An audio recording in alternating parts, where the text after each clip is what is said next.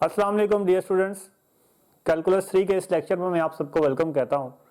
आज के इस लेक्चर में हम डिस्कस करेंगे एक्सरसाइज नंबर 6.4 और मुझे उम्मीद है कि इससे प्रीवियस लेक्चर में आपने एक्सरसाइज नंबर 6.3 को अच्छी तरीके से समझ लिया होगा और उसके मैक्सिमम क्वेश्चंस को आपने सॉल्व कर लिया होगा। एक्सरसाइज नंबर 6.4 में हम चंद क्वेश्चंस को ही सॉल्व करने वाले हैं क्योंकि बाकी क्वेश्चंस ग्राफिकल मेथड से सॉल्व आउट होने वाले, तो वो यहाँ पे बोर्ड पे करवाना पॉसिबल नहीं है।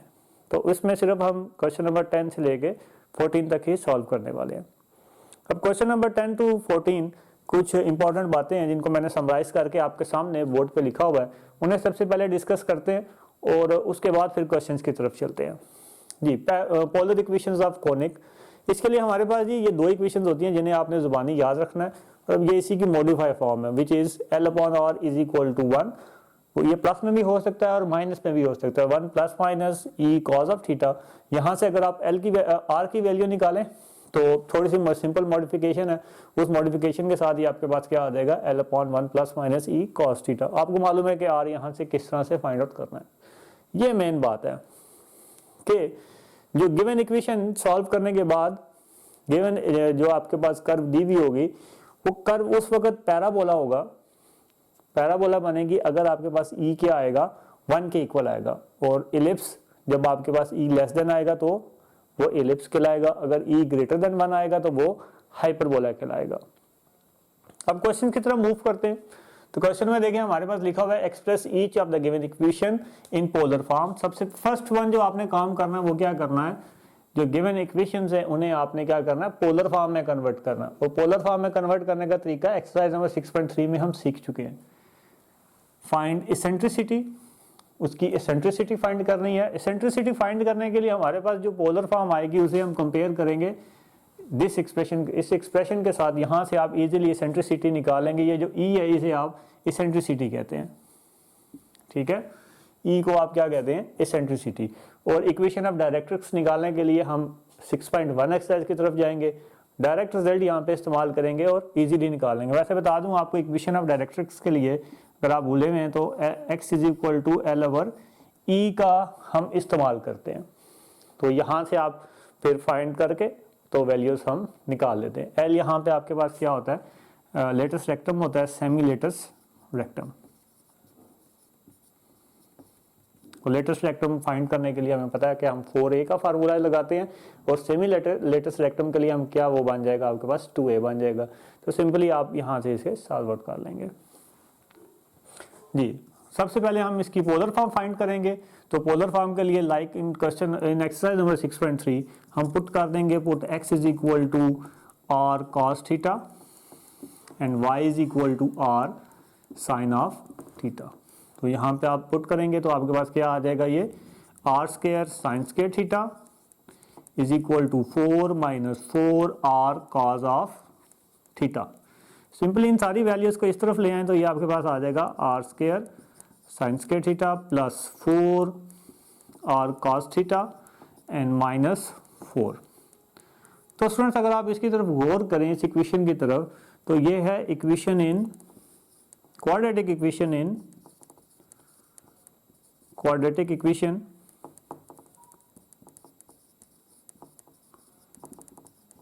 इन R। देखें ये R स्क्वायर आपके पास मतलब a r square plus 4r plus br minus c। तो यहाँ पे देखें आपके पास फिर a क्या आ जाएगा, a इज इक्वल टू आपके पास आ गया जी sine square theta, b is equal to आपके पास क्या आ जाएगा 4 cos थीटा और c is equal to minus 4 आ जाएगा। जी स्टूडेंट्स आपको याद आ रहा होगा कि क्वाड्रेटिक इक्वेशन को हम फाइंड आउट, अगर आपके पास क्वाड्रेटिक इक्वेशन है और उसका आपको सोल्यूशन चाहिए तो आप क्या करते हैं, दो ही मेथड आपके पास होते हैं, एक फैक्टराइजेशन होती है और एक थ्रू क्वाड्रेटिक फार्मूला होता है। तो यहाँ पे हम देखें फैक्टराइजेशन तो करने से रहे, तो इस वजह से हम यहाँ पे क्या यूज़ करेंगे, क्वाड्रेटिक फार्मूला यूज़ करेंगे। तो यहाँ से आपके पास आ जाएगा जी r is equal to minus B plus minus B square minus 4ac divided by 2a। तो जस्ट पुटिंग द वैल्यूज, ये आपके पास आ जाएगा minus 4 cos theta plus minus B square आपके पास क्या आ जाएगा जी 16 cos square theta minus 4ac आपके पास क्या आ जाएगा जी 4a आपके पास है जी साइन स्क्वायर थीटा और c आपके पास है जी -4 डिवाइडेड बाय क्या आ जाएगा 2, a क्या आ जाएगा आपके पास साइन ऑफ स्क्वायर थीटा। मजीद आ जाएगा -4 cos थीटा प्लस माइनस जी, ये आपके पास क्या बनने वाला है जी यहाँ पे ये 16, ये भी 16 बन जाएगा, तो 16 cos square theta plus 16 sine square theta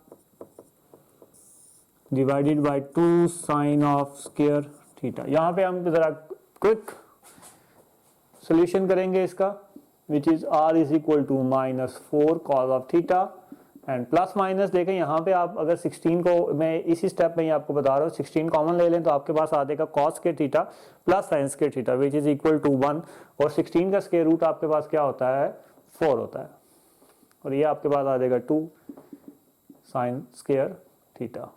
मजीद आप इसमें से 4 कॉमन ले लें तो आपके पास आ जाएगा minus cos theta plus -4 and 2 sign square theta. यहाँ से 2 और 4 आपस में कैंसिल होकर आपके पास क्या बना देंगे 2 into minus cos theta plus minus 2 divided by sign of square theta, और ये 4 लिया तो आपके पास 1 बचेगा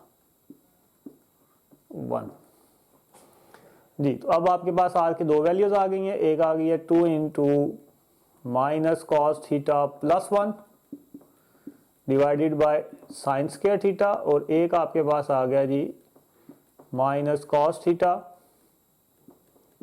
-1 divided by sine square theta. तो ये जो आपके पास माइनस वाली है इसे आप क्या कर देंगे निगलेक्ट कर देंगे, हम सिर्फ प्लस वाली टर्म होगी उसे सॉल्व आउट करेंगे। तो ये आपके पास आ जाएगा जी r इज इक्वल टू 2, इसे आप तरतीब से लिखें तो 1 माइनस cos थीटा, और साइन स्क्वायर थीटा को आप क्या लिख सकते हैं 1 माइनस cos स्क्वायर थीटा।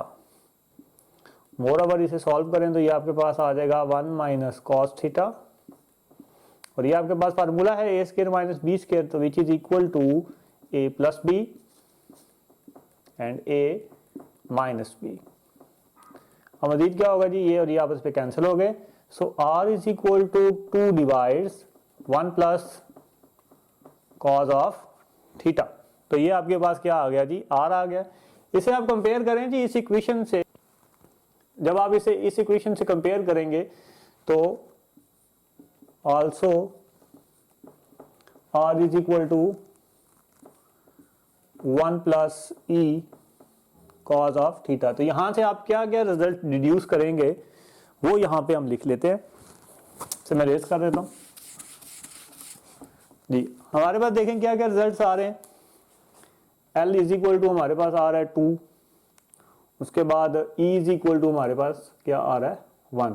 तो अगर आपके पास E इज इक्वल टू 1 हो तो वो क्या होता है पैराबोला होता है, तो आप यहां पे क्या लिखेंगे this equation represents parabola with E is equal to 1 जी। E is equal to 1 आ गया तो हमने क्या बोला कि इक्वेशन जो है वो किसे रिप्रेजेंट कर रही है पैराबोला को रिप्रेजेंट कर रही है। हमने एसेंट्रिसिटी भी फाइंड कर लिया, हमने पोलर फॉर्म भी फाइंड कर ली, अब आपके पास क्या रह गया है इक्वेशन ऑफ डायरेक्ट्रिक्स। अब इक्वेशन ऑफ डायरेक्ट्रिक्स को फाइंड आउट करते हैं। तो इक्वेशन ऑफ डायरेक्ट्रिक्स के लिए डायरेक्ट्रिक्स के लिए स्टूडेंट्स मैंने आपको बताया है कि हम क्या यूज करते हैं,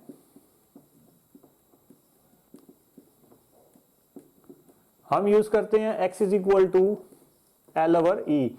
इसमें ये l क्या होता है हमारे पास लेटस रेक्टम होता है और सेमी लेटस रेक्टम। तो